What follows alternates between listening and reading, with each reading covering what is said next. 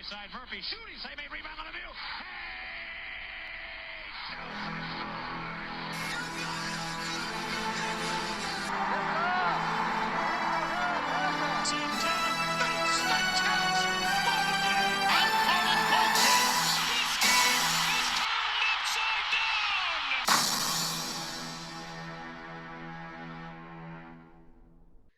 Hey everyone, this is Casey. You are watching the Red Rubber Duck Win All Sports Network, and it's week 12 of the NFL season.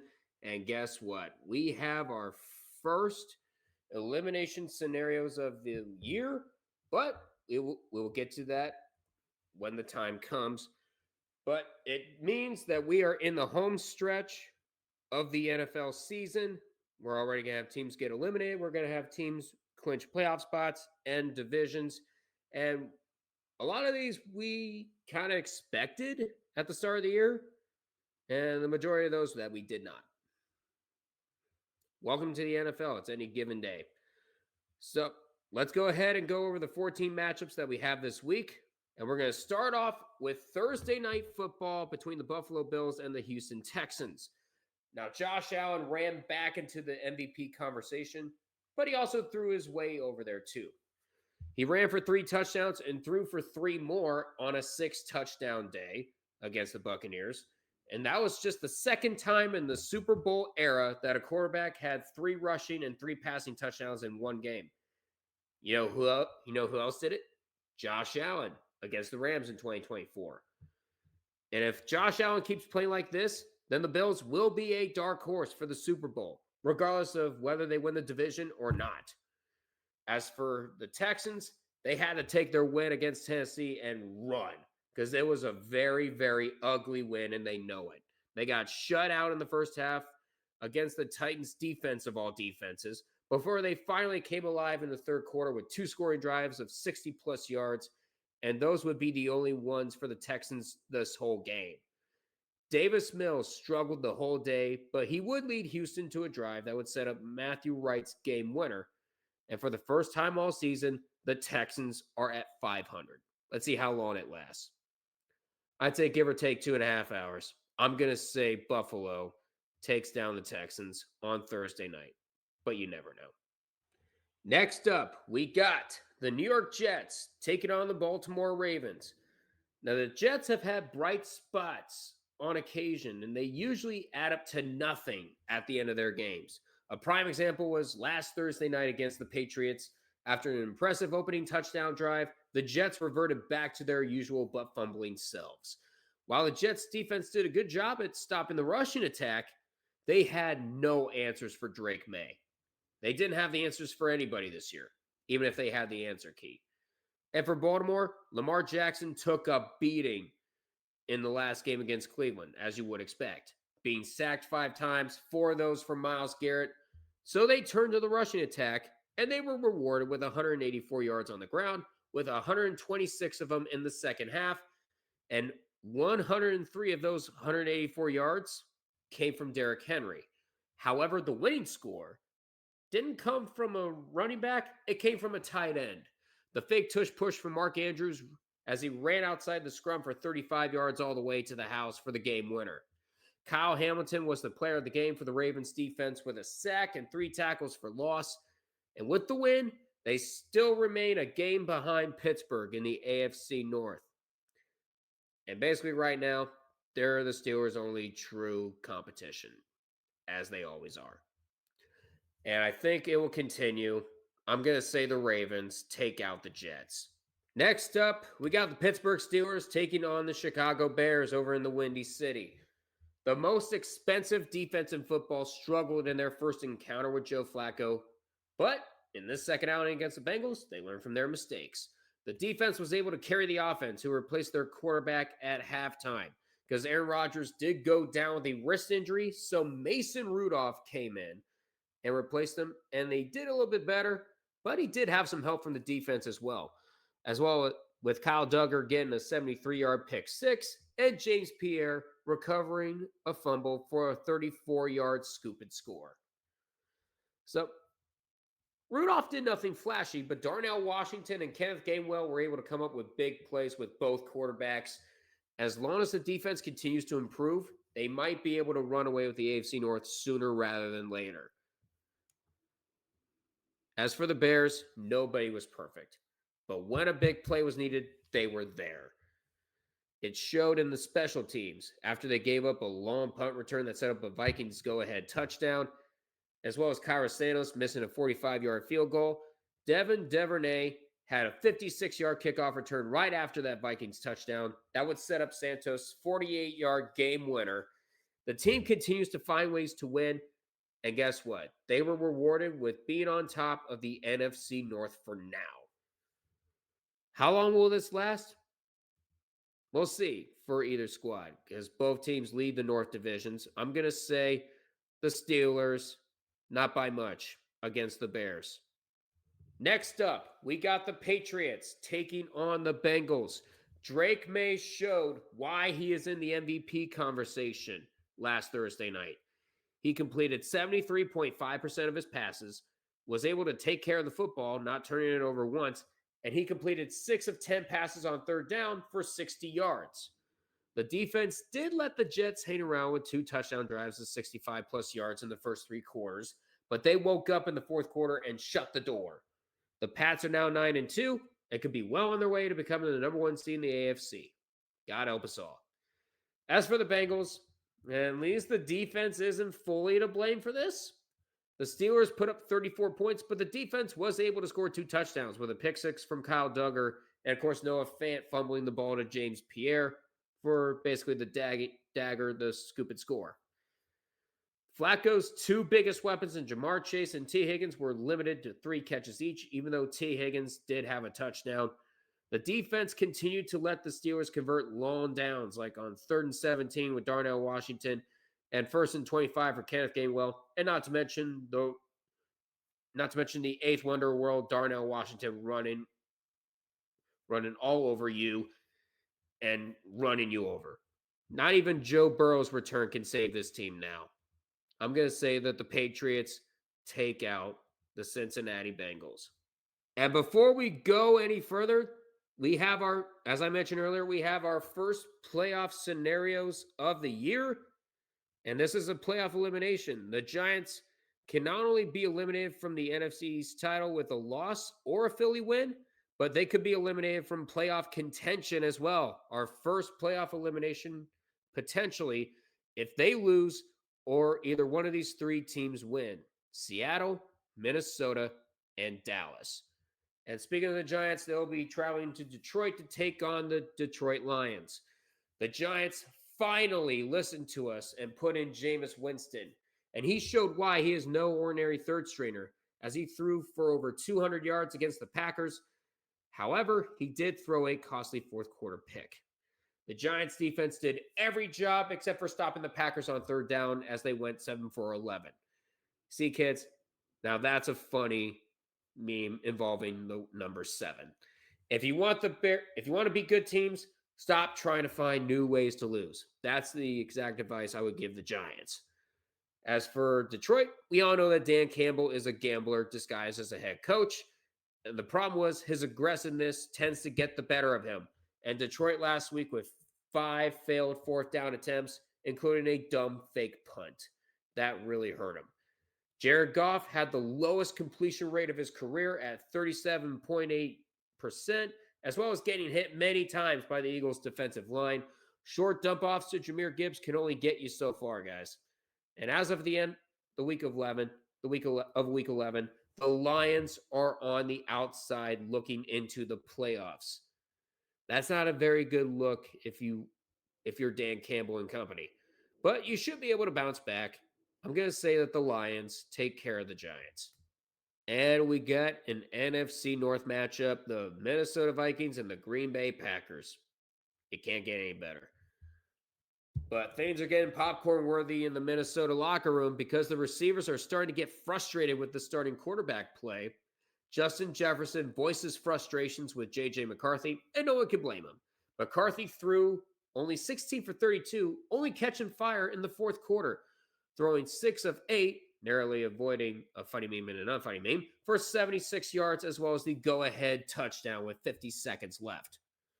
The problem is, The Vikings special teams gave up a long return the very next kickoff, and the quarterback play and everything else tends to crumble. And this is what is losing Minnesota these games. That's why they're in dead last in the NFC North right now. Now, while the Packers did beat the Giants, there are a lot of things that they need to fix. The defense had a lot of trouble stopping a Giants offense, starting its third string quarterback in Jameis Winston and backup running back in Tyrone Tracy. The Packers are dealing with a backup kicker in Lucas Havrisk, missing 2 extra points.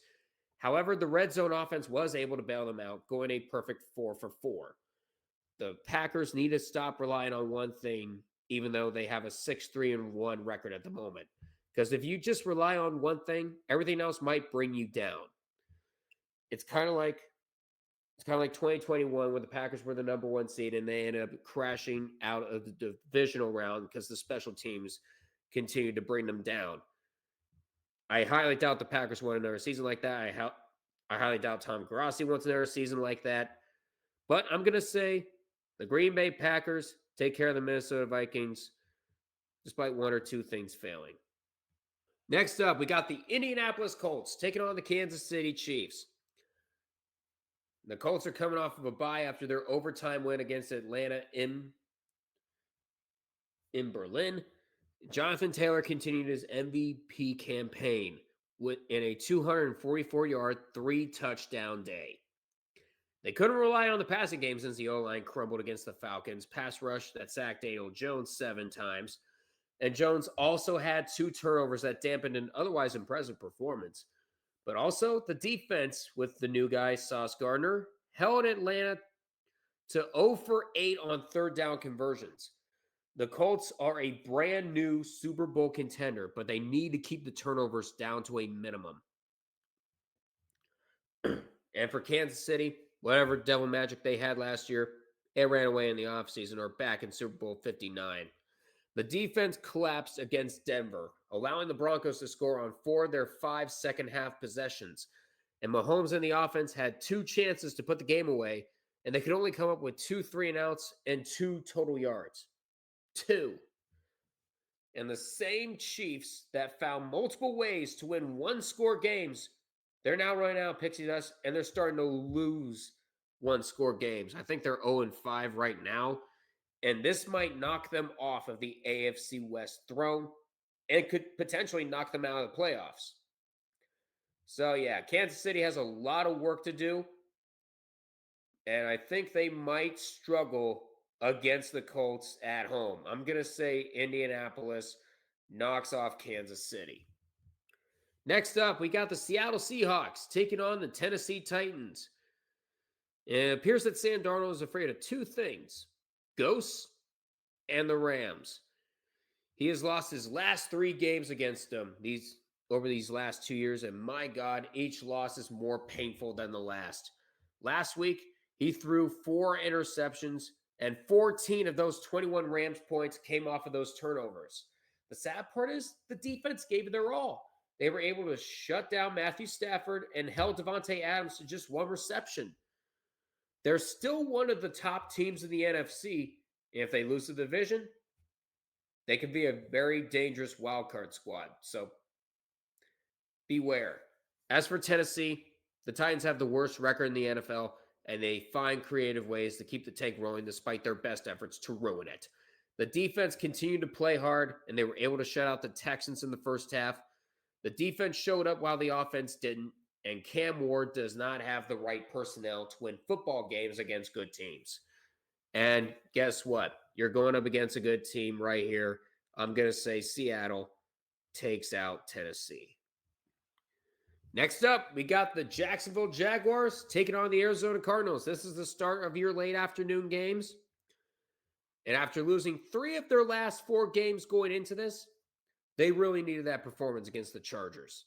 The defense was able to shut down Justin Herbert and force him to go for just 81 yards. The same defense that gave up an average of 33.3 points a game the last 3 weeks only gave up 6. Just 6.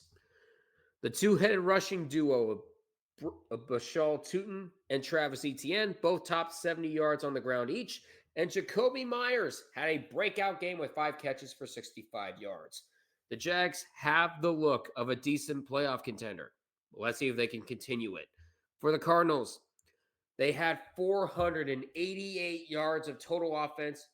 And guess what? It got destroyed by a whopping 17 penalties for 130 yards. They turned the ball over 3 times, with 2 of them inside San Fran's 30, and the special teams gave up 2 40-plus yard attempts. And the special teams gave up 2 40-plus yard returns, including the 98-yard return at the start. This performance overshadowed a record-setting performance from Jacoby Brissett with the most completed passes in one game in NFL history with 47. As I mentioned so many times, you're only as good as your weakest link. And for the 3-7 Cardinals, there's several. And that's the same reason why I'm picking the Jaguars to take out Arizona over in State Farm Stadium. Next up, we got the Cleveland Browns taking on the Las Vegas Raiders. Both of them are coming off of incredibly tough losses. This is the first start for Shedeur Sanders. You know, the guy that completely slid down to the 5th round. He was thrust into the quarterback position when Dylan Gabriel went down with a concussion. And needless to say, his first outing did not go very well. He threw 4 for 16, collecting 64 yards, a pick, and 0 points on the board. And it's the same old story for the Browns this season. A stellar defense, carrying an offense that can't find the end zone even if they had a map. It's all going to lead to a pissed off Myles Garrett, who probably regrets that big contract right now. Hey, if I recorded 4 sacks and my team still lost, I would be really, really pissed off too. As for the Raiders, they're just one big giant landfill in the desert. They shouldn't even be in the light, in the capital of neon lights. Geno Smith was able to throw for 238 yards when he actually got time to throw the ball, and the offensive line knew how to block. Ashton Genty couldn't get going, running an unfunny 6 carries for 7 yards. Yeah, do that meme all you want. The defense surrendering at least 30 points for the 3rd time doesn't help either. And it's just another lost season for the Las Vegas Raiders. Do I think it will continue against the Browns? Well, considering that the Raiders haven't lost to the Browns on the road since I think 2010. Actually, no, 2012, I should say. I'm going to say that the Raiders take out the Browns despite the Browns having the much better defense. Next up, get the popcorn. The Philadelphia Eagles and the Dallas Cowboys, Part 2. You all know what happened during Part 1. And this time, it's at Jerry World. But for the Eagles, new acquisition Jalen Phillips helped the Eagles' defensive line bully Jared Goff last week for 4 straight quarters. He was under constant pressure nearly every time, and he ended up getting sacked twice. The style of play will give the offense plenty of time to work out some kinks. A.J. Brown had a 7-catch night for 49 yards, and right now, he's hoping to get a lot more targets. Ugly win after ugly win is still keeping the Eagles on top of the NFC for now, and they need to get both sides going if they want to repeat. For the Cowboys, they needed to come back from the bye week on fire and with spirit after a hard 2 weeks, and they certainly did. Dak Prescott had himself a night with 268 yards and 4 touchdowns, with CeeDee Lamb and George Pickens combining for 210 yards and a touchdown each. In honor of their fallen teammate, the defense in the bottom 5 in stopping the run gave up just 27 yards on the ground. The defense did have their best performance of the year, but it was against the Raiders. But with a performance like that, it's hard to complain. The boys have Philly this week and Kansas City on Thanksgiving. Buckle up, Cowboys fans. You're going to need it. But I do think you should be able to beat the Eagles at Jerry World. I'm going to say the Cowboys take out the Eagles. Yes, I know. Shocking. Next up, we got the Atlanta Falcons taking on the New Orleans Saints. For Atlanta, the Falcons were up 21-10 in the second half against Carolina. And that lead should have been kept safe by Atlanta's defense. Oh, wait, this is the Falcons. The defense suffered a complete collapse in the second half. The Panthers piled up 345 yards in the second half in overtime, and they failed to get a stop when they needed one. And it didn't help that the offense, once again, completely disappeared. After combining for 262 total yards in the first three quarters, Drake London and Bijan Robinson got only 13 total yards in the fourth quarter and overtime. For New Orleans, Tyler Shuck seemed to have found his rhythm in his takeover of the starting quarterback job. He threw for 282 yards and 2 touchdowns, with the majority of those yards going to Chris Olave and Jawan Johnson. The defense was able to hold one of the NFL's top rushing attacks to just 73 yards on the ground. They might not have any more bright spots this season, but at least they went into the bye on a positive note. Because I think that run might come to an end. I'm going to say the Falcons take out New Orleans in the Superdome. Next up, we got Sunday Night Football. Tampa Bay Buccaneers taking on the Los Angeles Rams. The Bucs actually played very well up in Orchard Park. It's just that the Bills were even better. Sean Tucker never ran for over 56 yards in the game until last week, when he got 106 yards and 2 touchdowns. Baker Mayfield made some splashy plays, but struggled in the second half with 78 yards. And it didn't help that the defense could not solve the Rubik's Cube with Josh Allen, and brought their division lead over the Panthers down to half a game. The Rams defense continued to be Sam Darnold's boogeyman, as they sacked him 12 times in 2 games last year, and of course, intercepted him 4 times instead of 2 easy touchdowns against the Seahawks last week.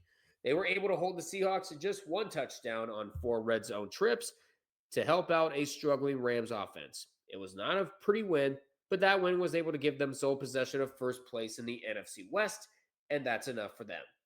But now you're going up against another division leader in Tampa Bay, but you should be able to handle them. I'm going to say the Rams take out the Buccaneers. And we talked about the Carolina Panthers earlier. They are in the Monday Night Football matchup with the San Francisco 49ers. Every single time, Bryce Young looks like a complete bust. He goes out and puts out these kinds of performances. Against Atlanta, he threw a franchise record 448 yards, with 318 of them coming in the second half and overtime. Ted McMillan had himself a day with 130 yards and 2 touchdowns on 8 receptions. And this was all against one of the best passing defenses in football. If Young can keep the roller coaster going at this speed, the Panthers might be able to pass the Bucs for the NFC South crown. And the 49ers should be happy that Brock Purdy is back as the starter for the first time since September, because they just had their biggest win of the year, thanks to the defense and special teams making Purdy's job easier. A 98-yard kickoff return set up a 1-yard touchdown drive. The defense created 3 turnovers, including a third-quarter interception of Diamador Lenore that set up another touchdown drive for Purdy, who had 3 touchdown passes himself. The Niners are close to full strength, and that should be raising alarm bells in the NFC. And I think it's going to hold true here. I'm going to say the 49ers take out Carolina. Teams on bye include the Broncos, coming off their huge win against Kansas City. The Chargers, they need to work things out after losing to Jacksonville. And of course, the Dolphins and Commanders coming back from their vacation over in Madrid. But that's going to do it for me. Please feel free to like, comment, share this with your friends, subscribe to the Red Rubber Duckwind All Sports Network. Now, the Steelers and Bears are going to be out of my coverage area, so I might turn this stream into a red zone stream. I'll have to find out what plans we got over the weekend. I will let you know in the community tab, so be sure to follow that. But thank you guys again for watching. Until we meet again, I will see you all in the next one. Take care, guys.